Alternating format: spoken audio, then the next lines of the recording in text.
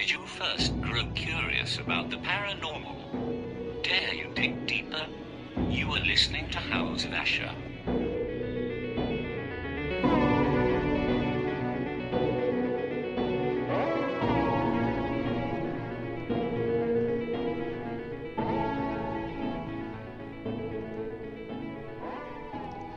And welcome, everybody. This is Steve Asher, and you are listening to the House of Asher. If you are listening live, you're listening on Spreaker.com. Thank you for being on. And if you're listening to this later, it could be Spotify, it could be iTunes, YouTube, iHeartRadio. Just the list kind of runs. Just Google it into your favorite listening device and program, and hopefully you should be able to find it. I guess I should throw out, please check out StevieAsher.com, shameless plug, to find out about my latest works, my latest books, and the show and whatnot. Anyway, enough about me. What we're doing today is, as you guys knew, I'm a 70s kid, growing up watching stuff like In Search Of, and I always loved things that tied in with, like, pyramids, and things that also tied in with the moon and its cycles. I always felt, even back then when I was just a goofy kid running around in, my corduroy pants, it was the 70s, everybody had corduroys, and I'm sitting there going, there's something more to it. There has to be. And that's kind of what we're getting ready to talk about with our guest, who I will explain a little bit more about right after this quick break. Robert Rigi, a Peoria, Illinois native, is a psychic medium with over 50 years' experience within the paranormal field, in addition to the 35 years' experience as a forensic psychologist. Robert has been involved in 2 exorcisms, both sanctioned by the Roman Catholic Archdiocese of Chicago. Rigi is a mentor of 10 children of the paranormal, instructing them, teaching them in the ways of their gifts and their talents and how to use them most wisely.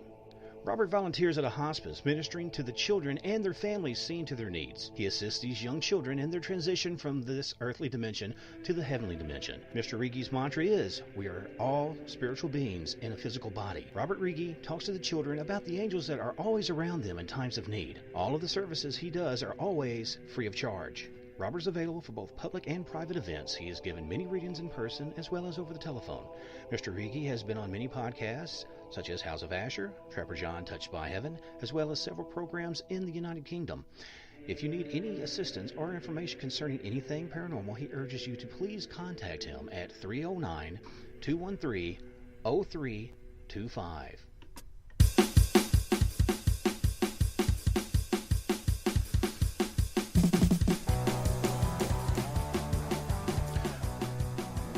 All right, everybody, we're back on the House of Asher. Again, this is episode 90.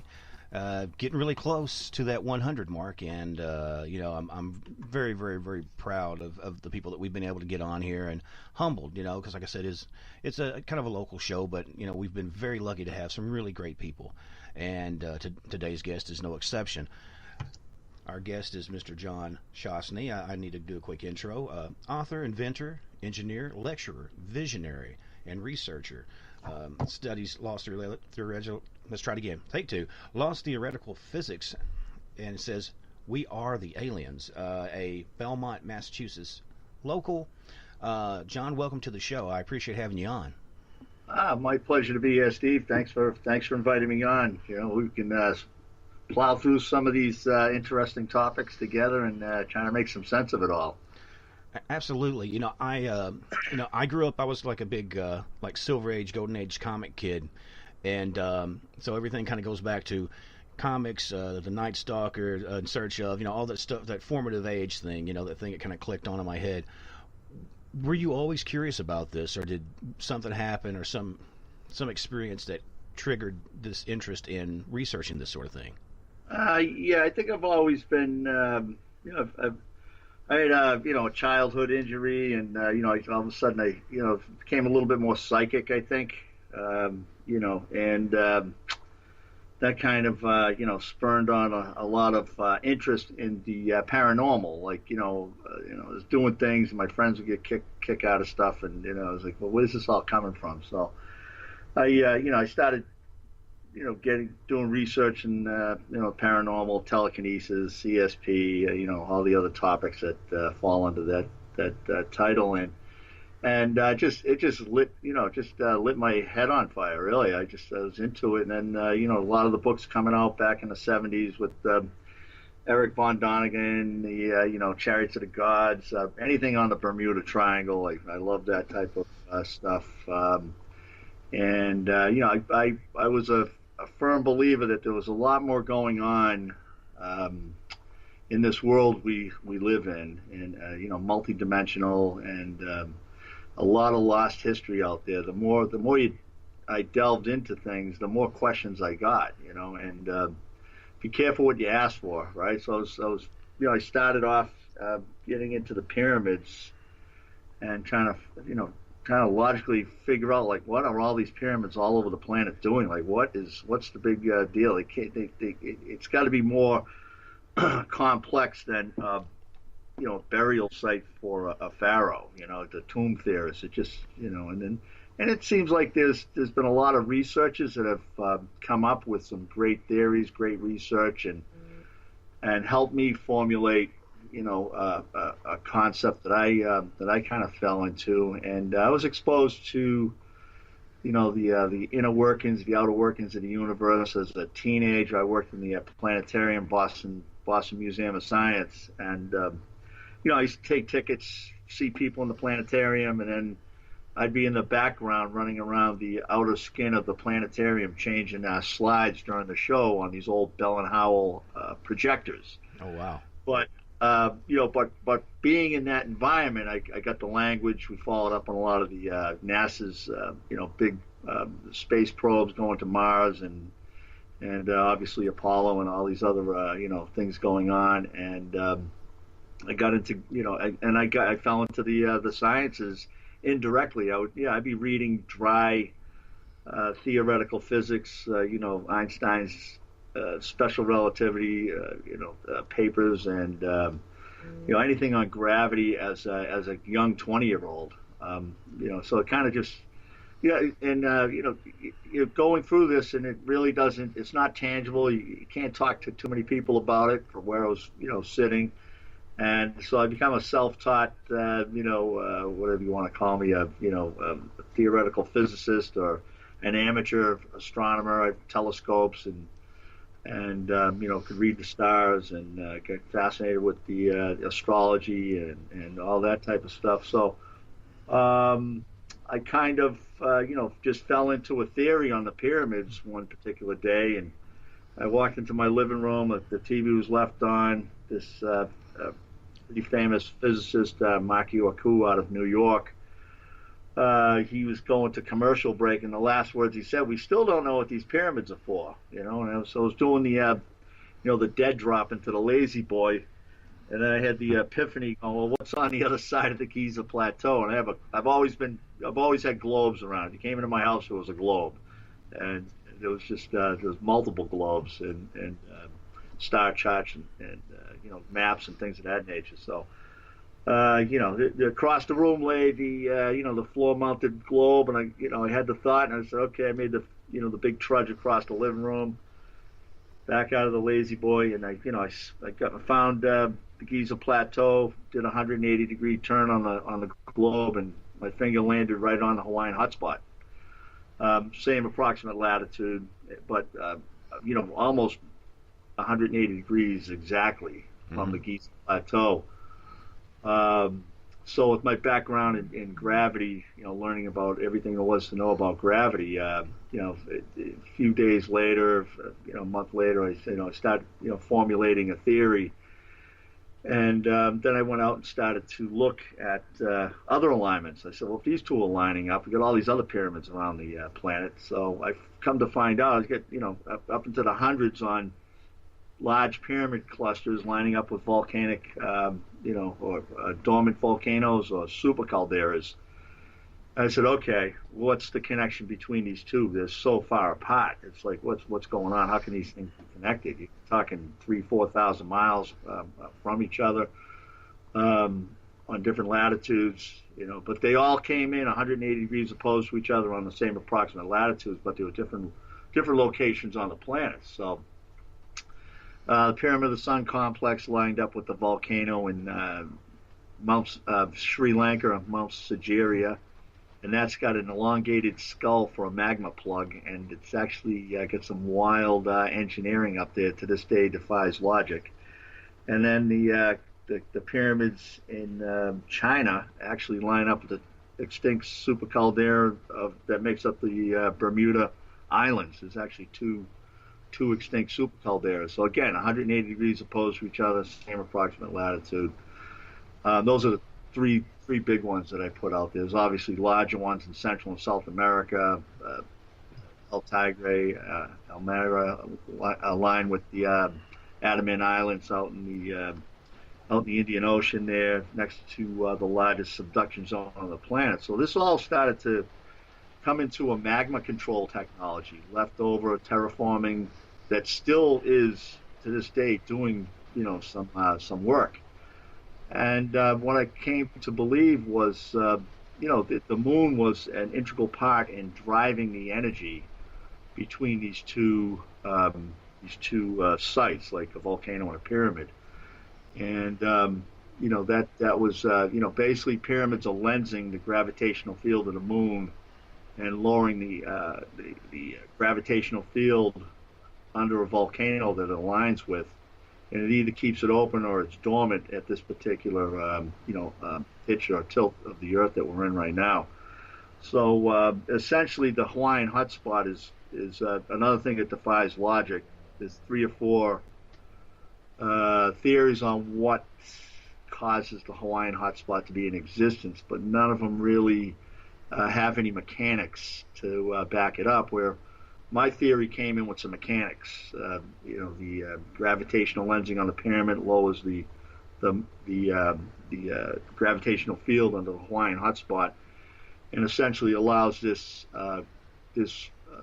which I call the world's relief valve, magma relief valve in the Pacific Ocean, to absorb external energy from planetary alignments and whatever's happened on Earth, and allows this thing to relieve magma, which we saw this past summer. So essentially, it's like, so I got that. I got some equations. I got a book together, videos, go out on conferences, have a lot of debates, and the debates bring you to a higher level over time, and you have heated arguments. You got to go back and check your reality and things of that nature. So over time, I've hammered out a pretty logical and seamless theory on what these pyramids are doing around the planet.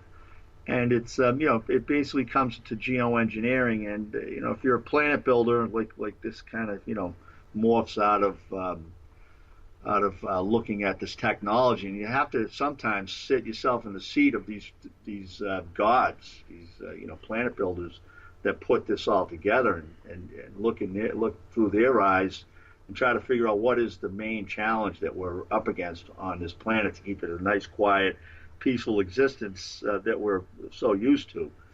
And it's all about manipulating the gravitational fields and controlling magma.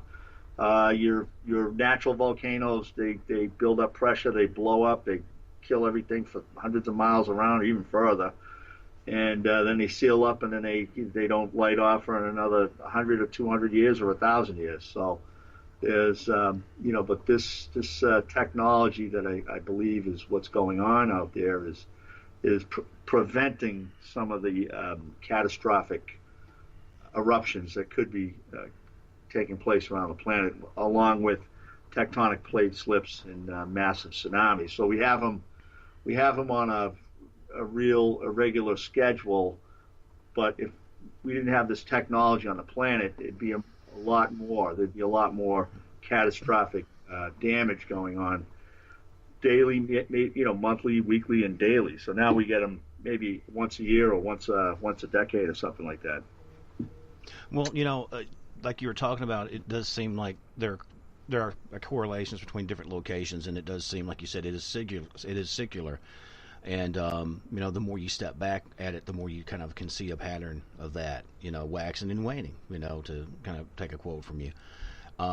So how do you think that ties in with, like, like some of the earlier civilizations, like I know in your book there's something about the moon which people need to read. As I was telling you off air, I love this book. It's a really good read. And when they were talking about like early civilizations, like the Atlanteans, as you believe, kind of became the Egyptians, and then there was like the story of Mu, or I think I'm pronouncing the name Mu.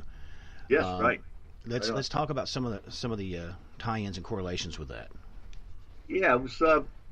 Well, I got into the deeper and deeper into this moon thing, and the energy that we exchange between the Earth and the moon, this gravitational tug of war going on, and that the moon's energy goes thousands of miles below the surface of the planet. It's not just the waves on the surface. It's actually it goes deep, deep, deep down, and if you can lens this gravitational energy into a tight focal point, which they do. They create a Fibonacci effect with a vortex, a gravitational vortex, which I said earlier lowers the gravitational field under the aligned volcano. But as I was doing the research on the moon, I started looking at all different moons, a lot of images of the moon, a lot of books. I've read a lot of books on the moon. And I just happened to be scanning Google. To this day, I forget what I was looking for, but I was zipping through. It's probably 1 million images of the moon on Google. All right, so I'm zipping through them, and then I stopped at this one that was taken with a blue lens and a blue filter rather. And I said, "Oh, there's a face on the moon." And because I was so dialed in, focused on what I was looking for, I just kept banging through it. And I shut down Google search because I got frustrated and found what I was looking for. And then I said, whoa, what just happened there? It was a face on the moon. So I opened it back up and I go, okay, what was the keyword? I'm freaking out about, okay, I got to find that picture because that one really showed this actual human face with perfect geometry. So I got the right keyword in, I hit the button, and lo and behold, the picture that I found was like the second or third tier of pictures and images. And then, I grabbed it, saved it, blew it up, and I said, what is going on here? And then, I got into Google search again, saying, everybody must know about this. The moon's been in the sky forever. Obviously, there must be NASA's been looking at it, the ESA's been looking at it, ancient astronomers have been looking at it, and we do have the man of the moon, and they're kind of like cartoon type of characters. You have the Chinese also have Jade Rabbit up there, but this image that I found was the perfect geometry of a human face, straight on face with the chin, ears, eyes, even the whites of the eyes, and so that led to the other, some more, here we go again. Watch out what you're looking for. Watch out what you're asking for. So then I got back into trying to figure out what's going on with this particular face. And the most profound question that came to mind was, why on Earth, or why on the moon, for that matter, or why in the universe would anybody go through the trouble of sculpting a 700 or a 666 mile wide, face on the moon? Like, why would you even go through that trouble? I mean, this thing's enormous, right?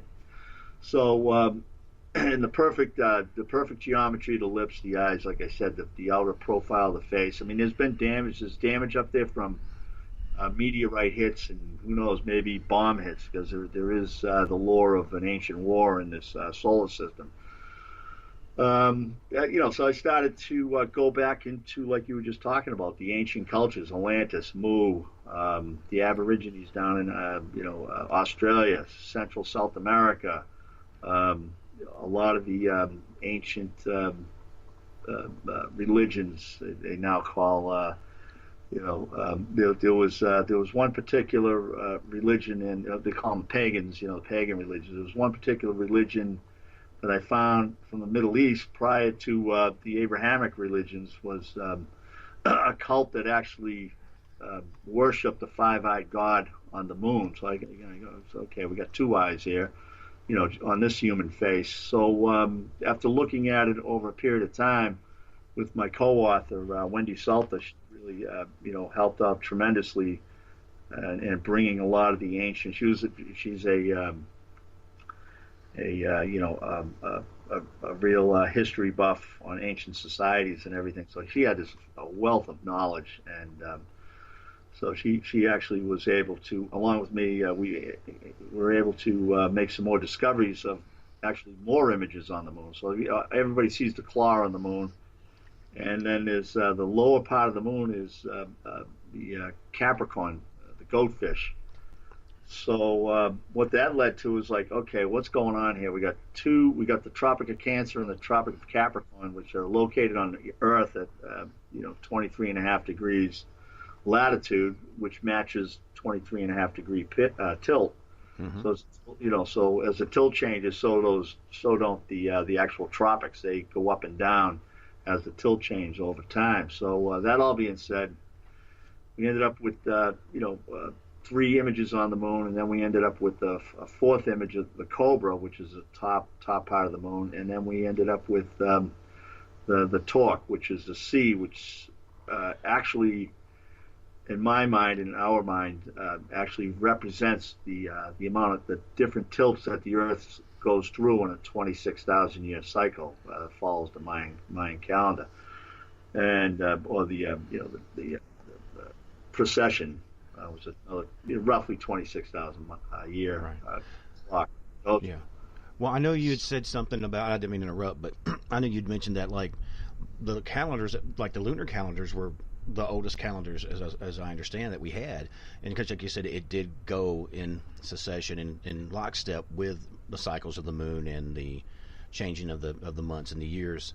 And it seemed like it kind of worked better than what they were trying to throw at us now, or I mean, they've made some tweaks to leap years and whatnot, but it seemed like it was, like you said, it was more in tune with time and nature and like you said, again, the cycle. Right. The Babylonians, I think they had 13 zodiac symbols, and Ophiuchus was, I think, moved out during the Romans. The Romans went to a, 12 was the big number, so they went to 12 zodiac symbols, and we kind of got alienated with the planets. We got alienated with the moon cycle, which the moon has a metonic cycle, 18.5 year cycle, and it takes, like, if you look at the moon tonight, it's not going to be in the same place for 18.5 years. So that's a lot of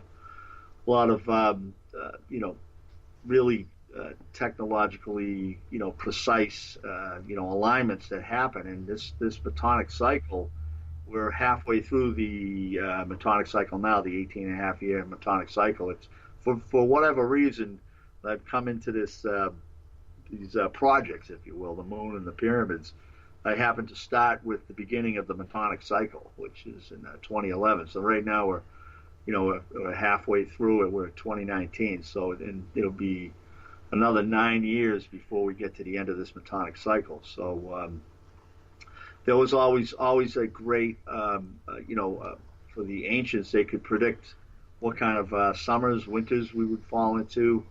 There was a lot more interest in the planetary alignments, and also watching, the sundials and instrumentation, all these megalithic sites around the planet. You have,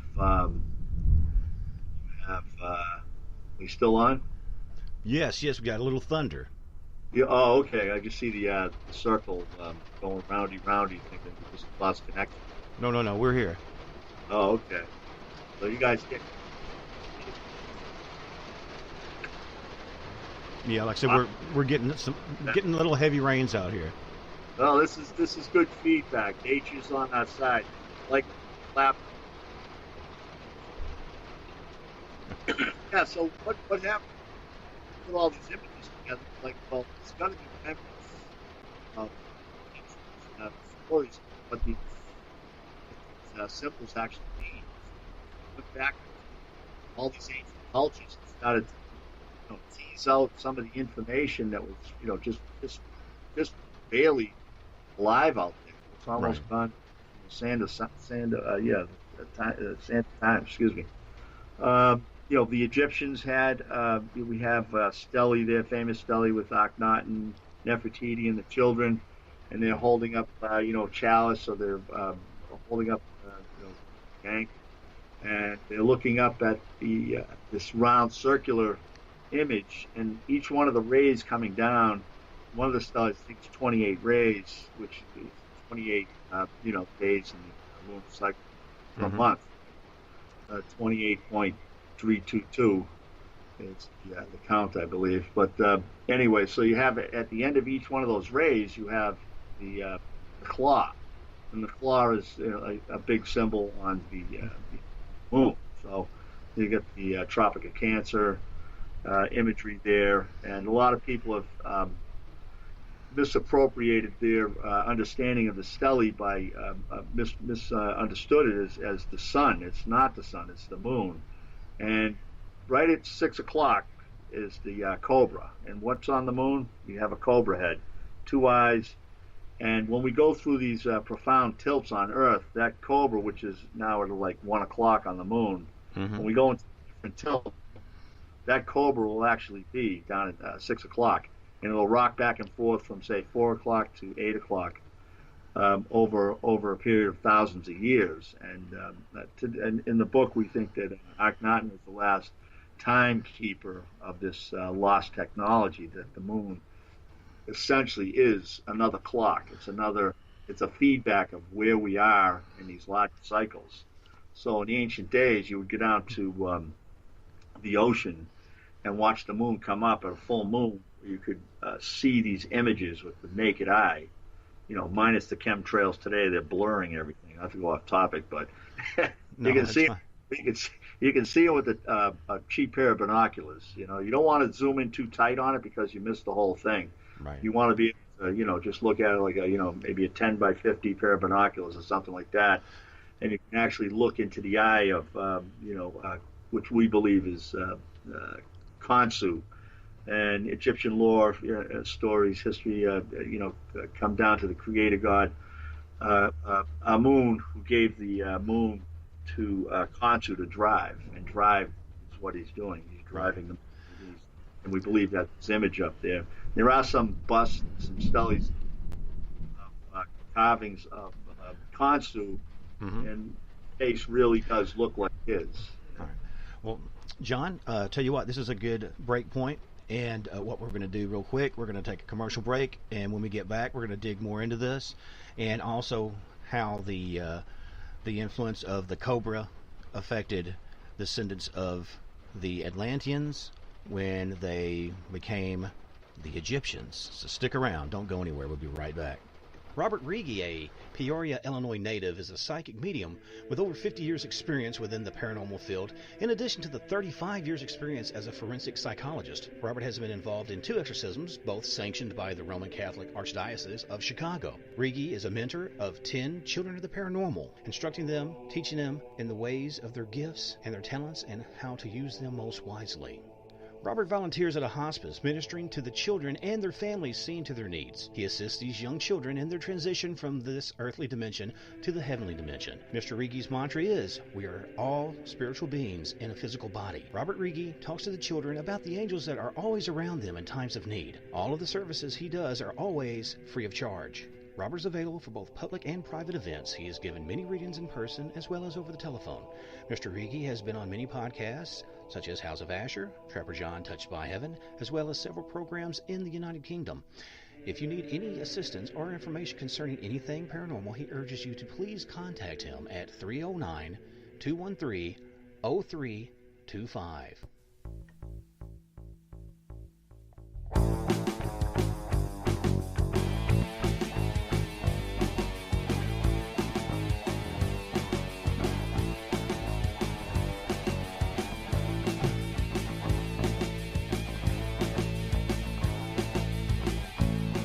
And welcome back, everybody. This is Steve Asher at the House of Asher in the middle of a hellacious rainstorm outside. Man, it sounds like we're being it's not hell yet, but it's not far from it. Goodness gracious. If you guys are just joining us, Mr. excuse me, John Shaughnessy, and I'm sure I may be butchering that name, but Shaughnessy. Shaughnessy. Yeah, correct me. Keep me honest, John.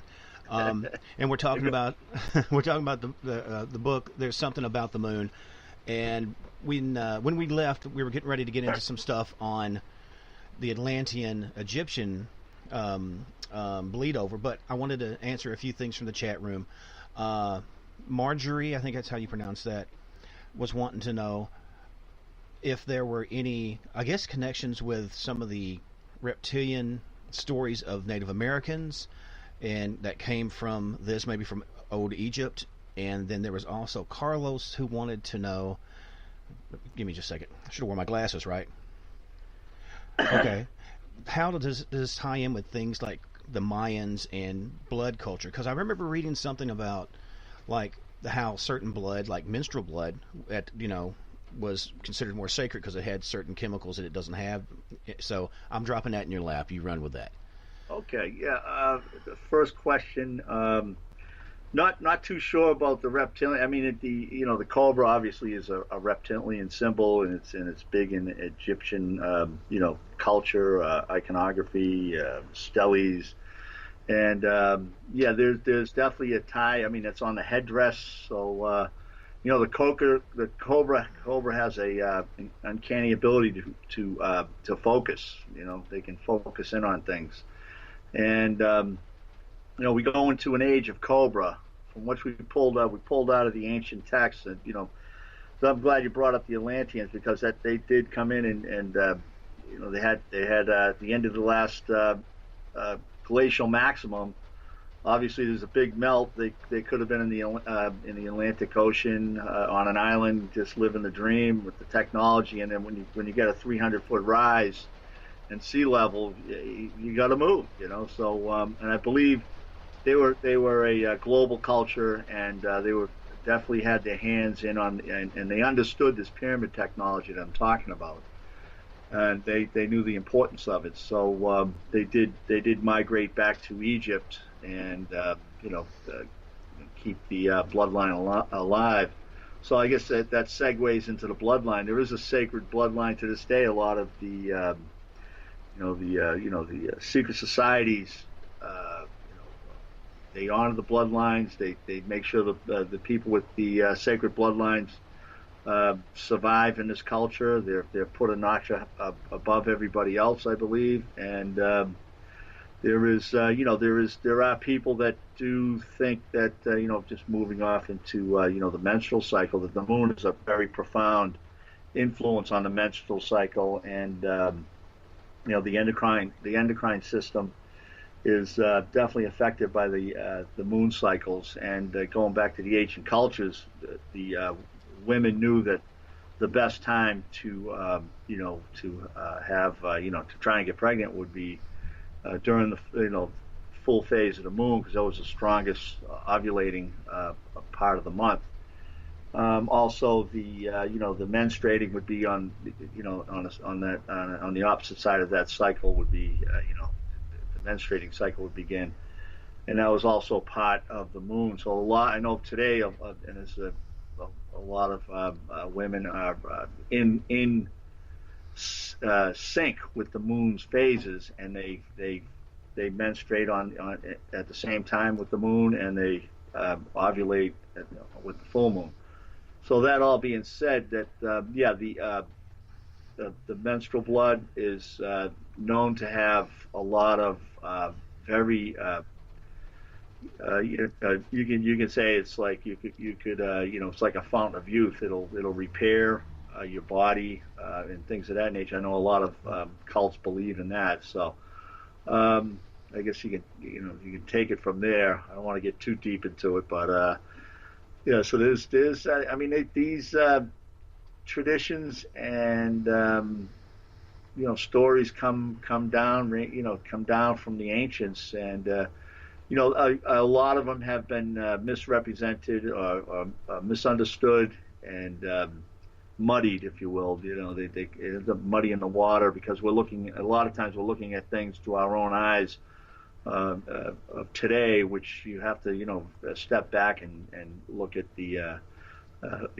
bigger picture of humanity on the planet. So I guess I'll just, those two questions, I don't know if I got both of them answered. pretty close. Well, I think you did great, John. One thing I was going to bring up, because you were talking about once, that they did have that whatever that bleed over from Atlantis into Egyptian culture and some of the other surrounding cultures. So much changed in regards of, like, even the headdresses, looked like the thorax of the cobra and all this that kind of tied in. And some of the earliest mirrors and things, they weren't suns, they were moons, and even had the crescent moons under it. And there's so much symbolism that people don't even realize. And and like you look at like the moon and the star flag, things like that. You look at stuff at Masonic things. There's so much moon related aspects and symbolism in that. It's sometimes we feel that, and I think every generation does that. I'm sure I did when I was a kid and thought, well, hey, in 5 years we'll be jetpacks and doing this and that. But everybody wants to think we're at the top of the technology, we're at the top of being learned, we're at the top of whatever. And it's just, we're really not that far from the caves or whatever small tribes that we started out in, because a lot of that symbolism and ritual stays with us. People are very, very ritualistic. I mean, that's the thing. It's the hardest thing in the world. Like if you're trying to saying you're trying to stay away from getting captured or something. You know this from Dylan, from whatever, and from me in law enforcement, that people are creatures of habit. And there's a reason for that. We naturally go with those cycles, and it's very hard because most people will always fall back into their natural cycle of going here or getting out here, or liking to read this type of book, so they'll go to this bookstore, or like his sort of food, and that's what catches you. And so I think it's one of those deals. It's better to recognize the cycles, the positive ones, and nurture that, and try to reconnect. Because like you said, it does seem like we have lost a lot of our primary connections with the earth and the cosmos, and which, you know a lot more about than I do, but that's just a layman's view from my end. But it does seem true that we've kind of don't get me wrong, we are slowly, some of us, reconnecting and refostering that conduit with the great beyond, the ether or whatever. And where do you think it's going to go? Do you think eventually we will go back to the moon and make certain discoveries, or do you think we already have, but it's being kept quiet? Yeah, it's a good question, and it deserves a lot of attention. The human species on this planet, I think. We go into ice ages and interglacial periods. Now, there's debate on whether that's just a 26,000 year cycle or it's a 100,000 year cycle. But I think the evidence is pretty profound, because we have these, we have these giant megaliths scattered to the four corners of the planet. They're just, they're just out of time. They just don't belong here. They don't gel with history, and a lot of times they get on the pay no never mind list, like the moon has been. It doesn't make any sense that a physicist worth his salt will be able to explain that the moon doesn't exist more than he can explain that it does exist. It's easy to explain it doesn't exist because it just defies logic. So I think as a species, the human species, we do ascend to a very high level of technology during these interglacial periods. But once you get into I believe, and I put in the book, that we're constantly going from a water ice ratio that's, and that water ice ratio, when we get to, we have an ice age, then we have the water age. So right now we're at we're getting to pretty close to the water age maximum, as they call it. And what happens with that is you have a more fluid, and you have more tug from the moon, the sun, and the other planets that actually cause a tilt to change on the Earth, sending you back into an ice age. Now, when you go back into an ice age, it's slowly. I think the people that designed the planet that do things, they did things that so it's not a real profound tilt change from 23.5 to 90 degrees, and something really profound, which I found Göbekli Tepe actually mimics the instrumentation of monitoring the Earth at a 90-degree tilt towards the sun. So, not to go off topic, but the what happens around here and what you've had from the ancient cultures is in Native Americans, the Maya, they had, it's the Stone Age, the Water Age. You have the Iron Age. Now you get the Golden Age, and then it's a 5,000-year reign at certain ages, and you go back and then you cycle back into the beginning again, and that in and of itself speaks volumes of the cycles that we go in on here on Earth, and that's why we have so many things that are out of place on the planet that just defy logic. Had a technological advancement of the story that they give us that we just climbed out of the out of the woods like 6,000 years ago, and the first thing on our mind was build these pyramids for the pharaoh.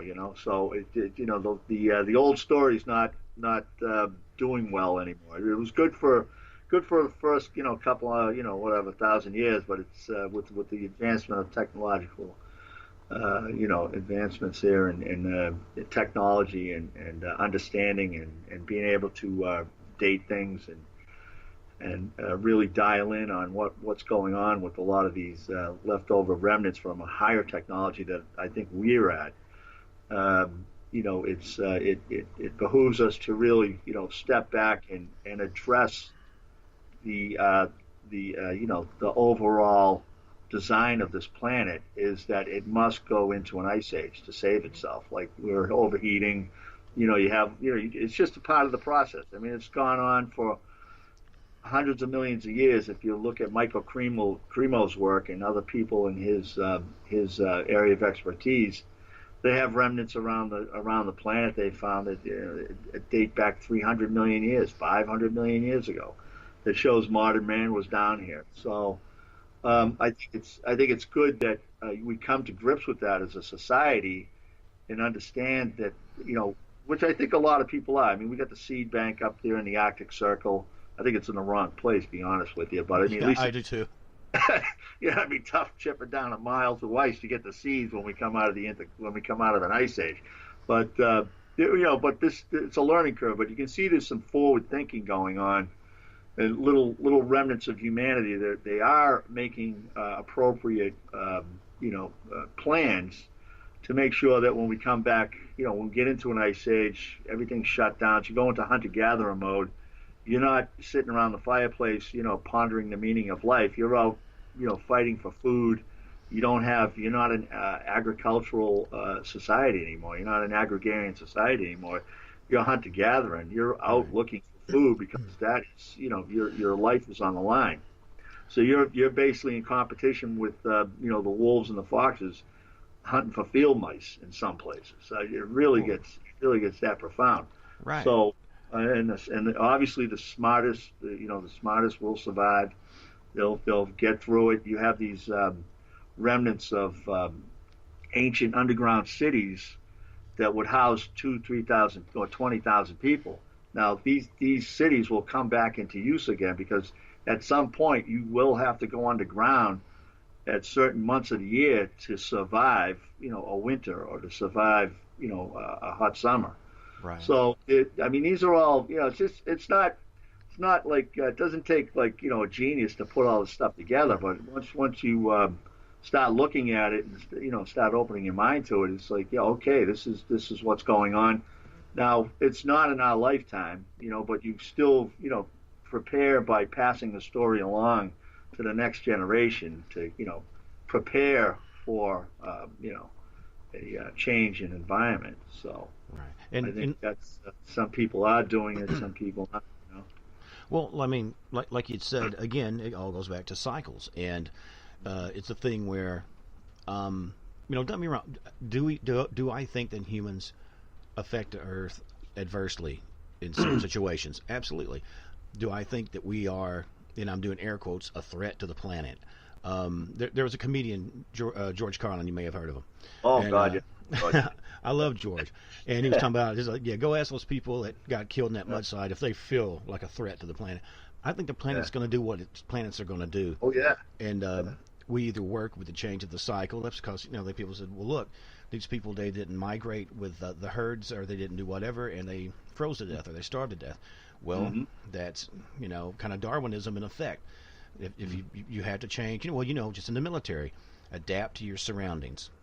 Right. You have to do that, because if not, you're going the way of the dinosaur. And like you said, you will find all these different strata of Earth where it shows all these different secular changes, and we're kind of, I don't know what we're thinking. I guess we think we're arrogant enough, or that we have enough skills to save a planet.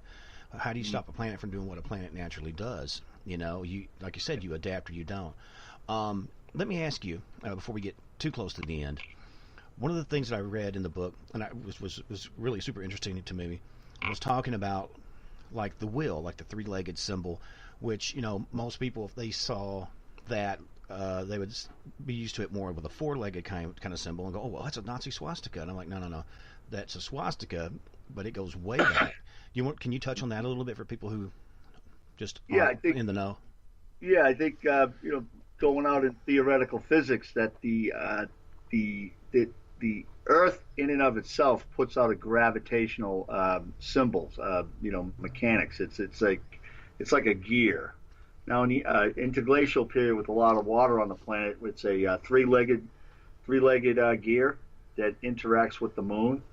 And during the Ice Age, because more land becomes whatever you call it, rises up out of the ocean, but it's actually the ocean drops off. You have more land. That the land actually puts out a gravitational leg, if you will, and that goes to a four-legged. It could be the swastika or just four-legged symbolism that is, nobody knows where it comes from. It's just here, but what it is a timestamp. And you start looking at these things, like this swastika or the three-legged, you say, okay, the three-legged is from the Water Age, and the four-legged one is from the Ice Age. So, and it kind of harkens back to that famous study with Akhenaten and Nefertiti with the children and the rays and the cobra head on at 6 o'clock. So right now we're in the age of man.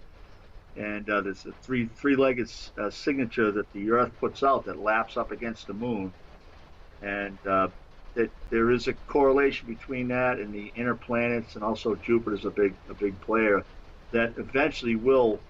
Let me just step back before I make that statement. It's like this solar system is one ingenious machine. The whole solar system, in and of itself, everything is in this solar system by design, intelligent design, divine design, and everything has a purpose. And the purpose of everything in this solar system is to keep the planet Earth whole. Like, so you can say the old ancient or the simple-minded ways of the church, where and then they would torch anybody that went against it, any scientist that went against it.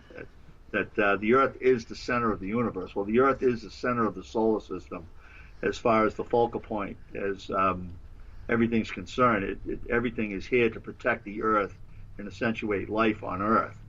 So that all being said, the cycles.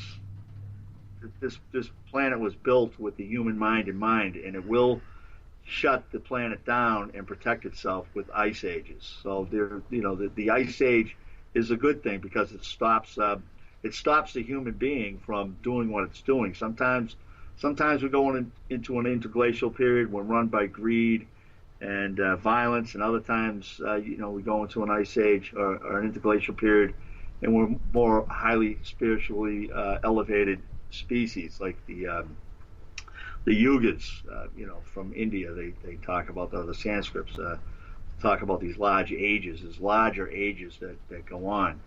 In trillions of years. They've been counting, 1.2 trillion years. The last end of the universe, and the 1.2 into the beginning of the new universe. So that all being said, it's a it's a brilliant design. It's set up with humanity in mind, because the people the gods that create humanity, or you call them the Anunnaki, or the whoever did the splicing, and maybe different people come in and do different splicing at different times. Who knows with the DNA? But the point is, the Earth will protect itself. Like George, our fearless colleague there, George Carlin said, the Earth ain't going anywhere. We are. So, exactly right. So I think I might have lost my train of thought on the previous one, but I just wanted to drive home that point that this, it's good that we got people running around with their heads chopped off and say global warming, we're all going to die and all that stuff, because you get better technology, cleaner technology. Obviously, you want to clean the technology. You don't want to be breathing soot and carcinogens and crap. So run around like in the Five Corners or something. There's coal and horse crap in the streets. Everybody wants it nice. But like you said, right. Come on. Well, let me ask you this. Like I said, we're starting to get close to the end here, John. But where, if people want to check out your books, or if you have any lectures and things like that, can you shoot out some pages, websites, locations I can find your books? Yeah, I got TSAT Moon is a website, TISAT Moon.com, and then both my books, my books are on Amazon. Pyramid Gravity Force is on Amazon, and There Is Something About the Moon is on Amazon in Kindle form, and then Lulu Books has There Is Something About the Moon, written by Wendy H. Salter and myself, and that's at Lulu Books. You can find me on Facebook. I got a YouTube channel under my name, John Shaughnessy. Just put Pyramid or Moon in there, and you'll get the right. There's thousands of Shaughnessy's running around. I guess yeah, I've seen that. I guess we breed like rats. So, anyways. Oh well, I'm the youngest of 7. I can't say much. So anyways, I got we got a lot of good videos out. I'm constantly doing research on different things that attract my attention, and hopefully at the end of the this life that I'm living, I'll be able to consolidate everything into a book and pass it on to the next generation, and save them some trouble, and they can take it to the next level. But it's awesome. We're all a unique human family, and we're guided by a higher intelligence that will protect the Earth, and it's all in a seamless design. It's like if nobody's around, it's still going to protect itself. It's like it's still going to shut down, go into an ice age, and things of that nature. So that's it. Well, Sean, I got to say, and I got to tell the people out here that it's an honor having you on. And there's something about the moon. This thing's, I think it's right at 32 pages. Tons of illustrations, great pictures, and it shows stuff backing up what you're saying. It's got graphs and stuff in it. So it's not just. I'm all for some metaphysical stuff, but sometimes without any sort of correlation, it gets a little hibby-dibby for me. I'm kind of a nuts and bolts guy, and this is it presents it in a way that you can follow it and not get kind of oh man, I can't. This is my chakra's not aligned enough to read this thing, But this, I like this because you keep it rooted and put some good information out. And but like I said, you're every man, and I appreciate that. You're obviously very educated, but you put it in a way that even a numbskull like me can get through it. Hell yeah. No, it's like written at the street level. It's where I'm from anyway. So that's why it was easy for us to just bring it in at that level, and so anybody can pick it up, and you can have the brightest mind on the planet, or if somebody can string some words together, they're still going to get the overall idea. But thank you for having me. And man, I love it, and like I said, I'm looking forward to your next thing, your next works, and John, Mr. Shaughnessy, we're at the end. Shaughnessy, do it again, Shaughnessy. Mr. Shaughnessy, we're at the end. It's my southern draw. It's my southern draw. I shorten everything. There you go. Oh God. Yeah. Well, man, thank you. I appreciate you being on. Yeah. Thank you. And what I'm going to do, if you'll hang on for a second, I'm going to do my little outro, and I will talk to you off air in just a second. Everybody, there you go. That's episode 90. And I'm telling you, go out and get this book. There's something about the moon. You're going to thank me later. And leave some comments. If you're listening to this on YouTube, leave some comments. And please check out his web pages. But if you happen to have sun where you're at, I don't. It's raining cats and dogs. But if you do, go out and enjoy some of that sun. But as it sets and the shadows grow long, make sure to check under your bed, in the closet, down your back hallway. You never know. Might be somebody from Moo visiting you. But maybe it's not something bad. Maybe it's something good. Maybe they got some knowledge. But even sometimes knowledge can be scary. But don't be afraid to grasp that knowledge, because and then in that point in time you are enlightened. Love each other, love yourselves, and until next time, take care, everybody.